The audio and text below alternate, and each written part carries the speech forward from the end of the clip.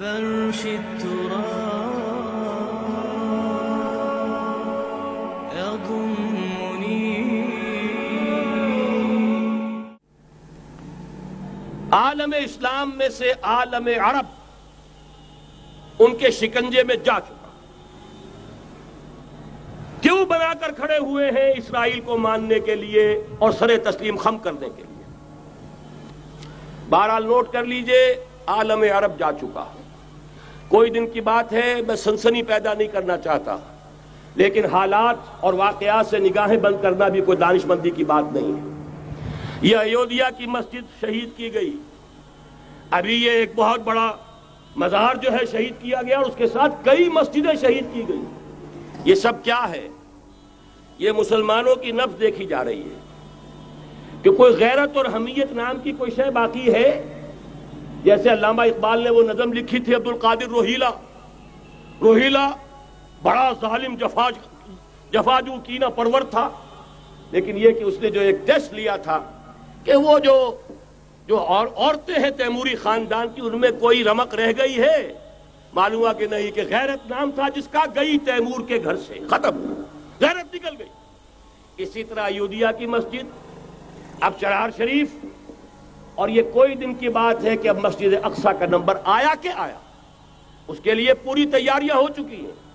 یروشلم کا مشرقی حصہ خالی کرایا جا چکا ہے، اس کے اندر اب پورا تسلط یہودی کر رہے ہیں.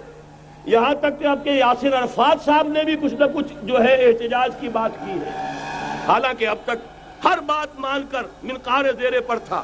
لیکن یہ کہ ایک وقت آتا ہے آخر کار اسے بھی کچھ بولنا پڑ گیا ہے. لیکن یہودی اب پیچھے قدم ہٹانے والا نہیں ہے. ان کا تھرڈ ٹیمپل، تیسری مرتبہ ہیکل سلیمانی تعمیر ہونا ہے. نوٹ کر لیجئے، ان کے لیے وہ وہی کچھ ہے جو ہمارے لیے کعبہ ہے. ان کے لیے ہیکل سلیمانی بالکل وہی حیثیت رکھتا ہے جو ہمارے لیے کعبہ. وہ ہیکل سلیمانی ایک مرتبہ پہلے نبوکدنضر کے ہاتھوں مسمار ہوا، پھر سن 70 عیسوی میں ٹائٹس کے ہاتھوں مسمار ہوا. سن 70 کے بعد آج 1995 میں کتنے برس ہو گئے؟ پورے 1925 برس ہو گئے کہ ان کا کعبہ زمین بوس پڑا ہوا ہے. اب تک تو ان کا بس نہیں تھا، اب تو بس ہے کہ نہیں؟ اب ان کی حکومت ہے کہ نہیں؟ اب شاہ حسن ہو چاہے شاہ حسین، ان کے نوکر اور چاکر ہیں یا نہیں؟ اب انہیں ڈر کس کا ہے؟ لہذا کوئی دن کی بات ہے مسجد اقصی شہید ہوگی اور ٹیمپل کی تعمیر شروع ہوگی. یہ تو بہرحال ایک نقشہ ہے. اگلا نقشہ آپ کو بتانا چاہتا ہوں، ایک دوسری تصویر ہے. یہ تصویر ہے زمینی، ایک تصویر ہے آسمانی. وَمَكَرُوا وَمَكَرَ اللَّهُ وَاللَّهُ خَيْرُ الْمَاكِرِينَ. انہوں نے اپنی سی تدبیریں کی، اللہ نے اپنی تدبیر کی، اور ظاہر بات ہے اللہ کی تدبیر سے بہتر تدبیر کس کی ہوگی؟ چنانچہ یہودیوں کی سازشیں اس وقت بھی ناکام ہوئی تھی یا نہیں؟ ظاہر بات ہے جاء الحق وزهق الباطل ان الباطل کان زهوقا. لہذا یہ آیتیں دونوں اعلان کر رہی ہیں کہ یہودیوں کی سازشیں بالآخر ناکام ہوں گی اور دین حق کا بول بالا ہو کر رہے گا. یہ تو ان آیتوں سے ظاہر ہے. یریدون لیطفئوا نور اللہ بافواہہم واللہ متم نورہ ولو کرہ الکافرون. یریدون ان یطفئوا نور اللہ بافواہہم ویابى اللہ الا یتم نورہ ولو کرہ الکافرون. هو الذی ارسل رسولہ بالہدی ودین الحق لیظہرہ علی الدین کلہ ولو کرہ المشرکون.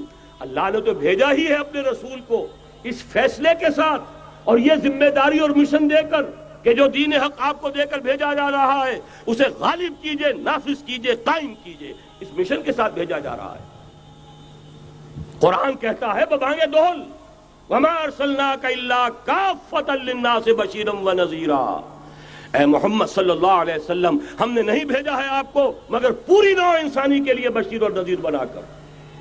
تو جان لیجئے کہ یہ مقصد بعثت محمدی صلی اللہ علیہ وسلم بتمام و کمال اس وقت پورا ہوگا جب کل عالم انسانیت پر، کل روئے ارضی پر اللہ کا دین اسی طرح غالب ہو جائے گا جس طرح کہ محمد رسول اللہ والذین معہ صلی اللہ علیہ وسلم ورضی اللہ تعالی عنہم اجمعین، ان کے ہاتھوں سے، ان کے ایثار سے، ان کی قربانیوں سے، جن کا نقشہ آپ کے سامنے مولانا کھینچ چکے ہیں، ان کی احسان، ان کی قربانیاں، ان کی محنت، ان کی جفاکشی، ان کی سرفروشی، ان کے جان تن من دھن لگا دینے کے نتیجے میں جیسے اس وقت غالب ہوا تھا، کل روئے ارضی پر غالب ہوگا، تب کہیں جا کر مقصد بعثت محمدی مکمل ہوگا۔